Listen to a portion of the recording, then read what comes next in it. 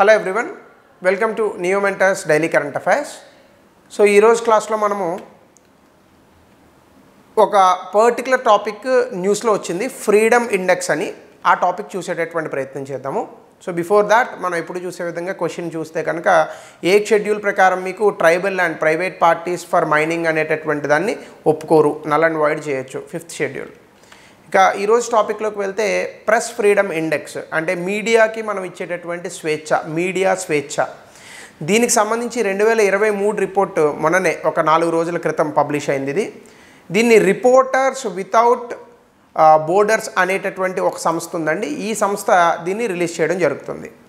India ఇందులో 180 దేశాలకు గాను చాలా అద్భుతమైన ర్యాంక్ వచ్చేసింది. మనకి 161 ర్యాంక్ వచ్చింది. ఈవెన్ పాకిస్తాన్కి మనకన్నా బెటర్ ర్యాంక్ వచ్చింది, 150. సో 2022లో మనకి ఇండియా ర్యాంకు 150 ఉండేది, అంతకుముందు ఇంకా తక్కువ ఉండేది. అయితే వీళ్ళు చెప్తున్నటువంటి కథనం ప్రకారం 2016 నుండి కూడా భారతదేశం ప్రెస్ ఫ్రీడమ్ ఇండెక్స్కి సంబంధించి అంటే మీడియా స్వేచ్ఛకు సంబంధించి తన యొక్క ర్యాంకుని తగ్గించేసుకుంది బాగా. అది ఎందుకు కారణాలు అనేది మనం చూద్దాము. అయితే ఈ ఇయర్ మన ర్యాంకుల వివరాలు 161, 180 దేశాలకు వచ్చింది. ఇండియా 2022లో 150లో ఉంది. మనకన్నా ఇంకా బెటర్గా కనిపిస్తున్నటువంటి దేశాలు ఏమన్నా ఉన్నాయి అంటే ఒకసారి చూడండి మీరు. భూటాన్ మనకన్నా బెటర్గా ఉంది, శ్రీలంక మనకన్నా బెటర్గా ఉంది, ఈవెన్ పాకిస్తాన్ మనకన్నా బెటర్గా ఉంది, ఆఫ్ఘనిస్తాన్ కూడా బెటర్గా ఉందని అంటున్నారు. బంగ్లాదేశ్ 163, కేవలం బంగ్లాదేశ్ ఒక్కటే మనకన్నా వెనకాల ఉంది. సెక్యూరిటీ ఇండికేటర్స్లో చైనా, మెక్సికో, ఇరాన్ వీళ్ళే ఇండియా కన్నా బిలోలో ఉన్నారు. అంటే వర్స్ట్ పెర్ఫార్మెన్స్లో చైనా కూడా ఉంది, ఎందుకంటే చైనా కూడా మీడియా స్వేచ్ఛను బాగా హరిస్తుంది. సో ఇందులో భాగంగా కనుక మనం చూస్తే అసలు ఎందుకు ఈ ర్యాంకింగ్స్లో మన భారతదేశం ఇంత తక్కువగా ఉందని చూసే ముందు కొన్ని వివరాలు చూద్దాం.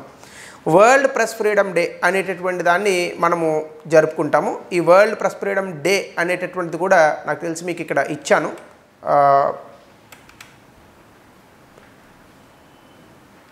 World press freedom day 3rd మేన మనం సెలబ్రేట్ చేసుకుంటాం. సో ప్రతి సంవత్సరం కూడా 3వ తారీఖు మే. అయితే ఈ మే 3వ తారీఖునే ఈ ప్రెస్ ఫ్రీడమ్ ఇండెక్స్ని కూడా మనం రిలీజ్ చేయడం అనేటటువంటి జరుగుతుంది.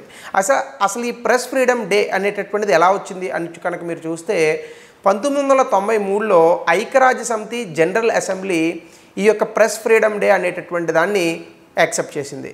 దీనికి సంబంధించి యునెస్కో అనేటటువంటి ఒక సంస్థ ఉంది.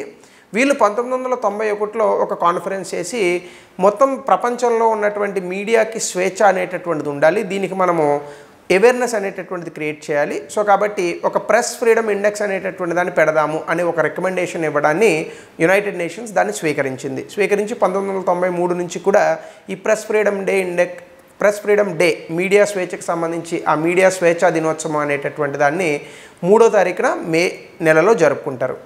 దీనికి ఒక డిక్లరేషన్ కూడా ఉంది, విండాక్ డిక్లరేషన్ అని. ఈ విండాక్ డిక్లరేషన్తో కూడా యునెస్కో తీసుకున్నటువంటి వరల్డ్ ప్రెస్ ఫ్రీడమ్ డేకి సంబంధం ఉంది. అయితే బేసికల్గా ఇది ఎందుకు తీసుకుంటారు అంటే మీడియా స్వేచ్ఛ అనేటటువంటిది చాలా ఇంపార్టెంట్ ఏ దేశాలకైనా. అంటే జనరల్గా మనము ప్రజాస్వామ్యానికి 4 స్తంభాలు చెప్తాం, జనరల్గా అయితే 3 స్తంభాలు. ఒకటి లెజిస్లేచర్, జ్యుడిషియరీ, ఎగ్జిక్యూటివ్, 3 స్తంభాలు చెప్తాం మనం.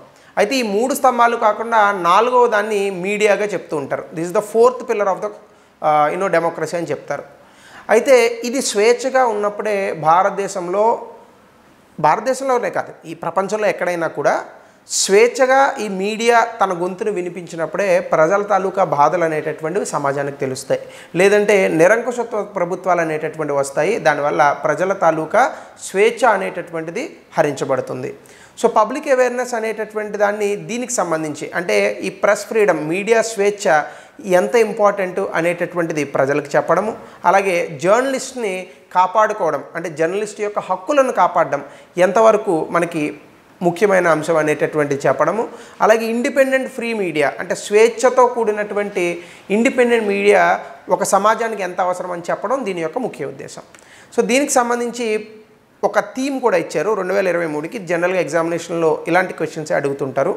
Shaping future of rights, freedom of expression as a driver for all other human rights అనేటటువంటి థీమ్ని తీసుకున్నారు. అయితే ప్రెస్ ఫ్రీడమ్ ఇండెక్స్ అనేటటువంటి దాన్ని వరల్డ్ ప్రెస్ ఫ్రీడమ్ డేని తీసుకున్నప్పటికీ 1993లో ఈ ఇండెక్స్ని మాత్రం 2002 నుంచి మాత్రమే పబ్లిష్ చేస్తున్నారు. ఇది ఏ సంస్థ చేస్తుంది అంటే రిపోర్టర్స్ వితౌట్ బోర్డర్స్ అని ఆర్ఎస్ఎఫ్ అనే ఒక సంస్థ ఉందన్నమాట. ఈ సంస్థ ఆర్ఎస్ఎఫ్ అనేటటువంటి సంస్థ ఒక ఇండిపెండెంట్ సంస్థ, మనకి ఎన్జిఓ ఉంటుంది. ఇది అంటే నాన్ గవర్నమెంటల్ ఆర్గనైజేషన్. ఇది ప్యారిస్ అంటే ఫ్రాన్స్లో ఉంది. ఈ ఫ్రాన్స్లో ఉన్నటువంటి ఈ సంస్థ ఈ యొక్క ఇండెక్స్ని పబ్లిష్ చేస్తుంది. సో డెఫినెట్గా ఇది చాలా అంతర్జాతీయ సంస్థలతో మంచి కన్సల్టేటివ్ సంబంధాలను కూడా కలిగి ఉంది. దాదాపుగా 180 దేశాలకు వీడు ప్రెస్ ఫ్రీడమ్ ఇండెక్స్కి సంబంధించి ర్యాంకింగ్లు అనేటటువంటివి ఇస్తాడు. ఎలా ఇస్తాడు? ఆ దేశంలో సెన్సర్షిప్ ఎలా చేస్తున్నారు, మీడియాకి ఎంత స్వేచ్ఛ ఉంది, జర్నలిస్టులకి ఎంత రక్షణ ఉంది అనేటటువంటి అంశాలను తీసుకొని చేస్తాడు. సో ఖచ్చితంగా ఇది క్వాలిటీ ఆఫ్ జర్నలిజం ఏదైతే ఉందో దీన్ని చూడదు. అంటే ఆ దేశంలో జర్నలిజం అనేటటువంటిది ఎంత క్వాలిటీతో ఉంది అనేటటువంటి అంశాన్ని ఇది చూడదు. కేవలం మీడియాకి స్వేచ్ఛ ఎంత ఉంది, అంటే మీడియా గొంతును ప్రభుత్వం నొక్కుతుందా లేదా, ఈ అంశాన్ని మాత్రమే పరిగణనలోకి తీసుకుంటారు. సో కాబట్టి ఇందులో ర్యాంకులు కూడా 0 నుంచి 100 ఉంటాయి. అంటే మార్క్స్ 0 అంటే వర్స్ట్ అని, 100 అంటే బెస్ట్ అని. ప్రతి కంట్రీకి కూడా 5 ప్రామాణికాలు ఇండికేటర్స్ని తీసుకుంటారు. ఒకటంటే రాజకీయపరమైనటువంటి పరిస్థితులు ఎలా ఉన్నాయి, దాంతోపాటుగా లీగల్ ఫ్రేమ్వర్క్ అనేటటువంటిది ఎలా ఉంది అక్కడ, అలాగే అంటే అక్కడ చట్టం అనేటటువంటిది ఈ యొక్క మీడియాకి సంబంధించి ఎలా ఉంది, అలాగే ఎకనామిక్ కాంటెక్స్ట్ అక్కడ ఆర్థిక పరిస్థితులు ఎలా ఉన్నాయి, అలాగే సోషియో కల్చరల్ కాంటెక్స్ట్ సామాజిక సాంస్కృతిక అంశాలు ఇవి ఎలా ఉన్నాయి, అలాగే సేఫ్టీ వాళ్ళకి భద్రత ఎలా ఉంది. ఈ ప్రామాణికాలను తీసుకొని జర్నలిస్టులకు సంబంధించినటువంటి స్వేచ్ఛ, అలాగే ప్రెస్ ఫ్రీడమ్ ఇండెక్స్ అంటే మీడియా స్వేచ్ఛను వీళ్ళు లెక్కగట్టి ర్యాంకింగ్లు ఇస్తారు. హైలైట్స్ చూస్తే ప్రపంచంలో బెస్ట్ కంట్రీస్గా నార్వే, ఐర్లాండ్, డెన్మార్క్ ఆబ్వియస్గా ఎప్పుడో వాళ్ళే ఉంటారు. తక్కువ జనాభా కదా, 30 లక్షలకి పెద్ద మీడియా ఉంటుందండి. మనకు అనుకోండి రజనీకాంత్ అన్న, నాగవల్లి అక్క తీసేస్తుంటారు. ఆల్మోస్ట్ వాళ్ళు ఒక రాష్ట్రంలోనే 5 కోట్ల జనాభా ఉంది. ఆ దేశాలకి మనకి తేడా లేదా? సో వర్స్ట్ పెర్ఫార్మర్స్ ఎవరంటే వియత్నాం, చైనా, నార్త్ కొరియా. అంటే ఎక్కడెక్కడైతే కమ్యూనిజం ఉందో అక్కడ ఖచ్చితంగా మీడియా గొంతు నొక్కడం అనేటటువంటి జరుగుతుందని ఈ రిపోర్ట్ చెప్తోంది. భారతదేశానికి సంబంధించి పక్క దేశాలు కూడా శ్రీలంక 135, పాకిస్తాన్ 150 మనకన్నా బెటర్గా ఉన్నారు. భారతదేశంలో మీడియా ఫ్రీడమ్ అంటే ఈ మీడియా స్వేచ్ఛను హరించడంలో ఏ కారణాల వల్ల మనకి ర్యాంకింగ్ తగ్గింది? ముఖ్యంగా 2016 నుంచి కూడా ఈ ఫ్రీడమ్లో ఈ ఇండెక్స్ ఏదైతే ఉందో, మీడియా ఫ్రీడమ్ ఇండెక్స్ ఏదైతే ఉందో, వరల్డ్ ప్రెస్ ఫ్రీడమ్ ఇండెక్స్, ఇందులో భారతదేశం యొక్క ర్యాంకు తగ్గుతూ ఉంది. ఎందుకు అంటే ఈ మధ్యకాలంలో జర్నలిస్టుల పైన జరిగేటటువంటి వైలెన్స్ అనేటటువంటిది పెరిగిపోయింది. జర్నలిస్టులను చంపడము, కిడ్నాప్ చేయడము, ఇలాంటి విషయాలన్నీ కూడా చాలా విపరీతంగా పెరుగుతున్నాయట. దాంతోపాటుగా మీడియాని ఎక్కువగా రాజకీయ పార్టీలతో సంబంధం ఉన్నటువంటి వ్యక్తులు, ఆలిగార్క్స్ అని అంటాము, వీళ్ళు ఎక్కువగా వాటిని తీసుకుంటున్నారు. మీరు చూడండి, ఒక్కొక్క రాజకీయ పార్టీకి ఒక్కొక్క మీడియా సంస్థ ఉంది. అందులో ఉన్న వాళ్ళే మీడియా సంస్థ పెడుతున్నారు. మీడియా సంస్థ పెట్టడానికి ఏముందండి, ఒక 100 కోట్ల రూపాయలు పెడితే మీడియా సంస్థ వస్తుంది. సో ఇలా న్యూట్రల్ మీడియా లేకుండా పోతుంది భారతదేశంలో. అలాగే చాలామంది భారతదేశంలో ఉన్న జర్నలిస్ట్ని వాళ్ళే సెన్సార్ చేసుకునేటట్టుగా మన వాళ్ళు భయపెడుతున్నారు. సో ఈ కారణం చేత భారతదేశంలో మీడియా ఫ్రీడమ్ ఇండెక్స్ అనేటటువంటిది 161కి పడిపోయిందని ఈ సర్వే మనకు చెప్తోంది. దీనికి సంబంధించి సుప్రీంకోర్టు ఒక జడ్జిమెంట్ ఇచ్చింది. Freedom of press is the foundation of democratic organisations అని. ఇది క్రింది ఏ తీర్పులలో ఇచ్చింది? మీరు ఐడెంటిఫై చేయండి. A very good question. అలాగే how has the annual freedom index by reporters without borders been instrumental in assessing, అంటే స్వేచ్ఛ స్థితిని అంచనా వేయడంలో ఈ యాన్యువల్ ఫ్రీడమ్ ఇండెక్స్ మనకి ఎంతవరకు సహాయపడుతుంది అనేటటువంటి అంశాన్ని 150 నుంచి 200 పదాల్లో ఆన్సర్ రాయండి. ఆన్సర్ రాసి మన టెలిగ్రామ్ గ్రూప్లో పెట్టండి. సో దట్ మేము చెక్ చేయడానికి కూడా స్కోప్ ఉంటుంది. అలాగే 2024-25 బ్యాచ్కి సంబంధించి యూపీఎస్సి కోచింగ్ కూడా మనము బ్యాచ్ లాస్ట్ టైం నడిపాము, బట్ ఈసారి ఇంకొంచెం గట్టిగా చేస్తున్నాము.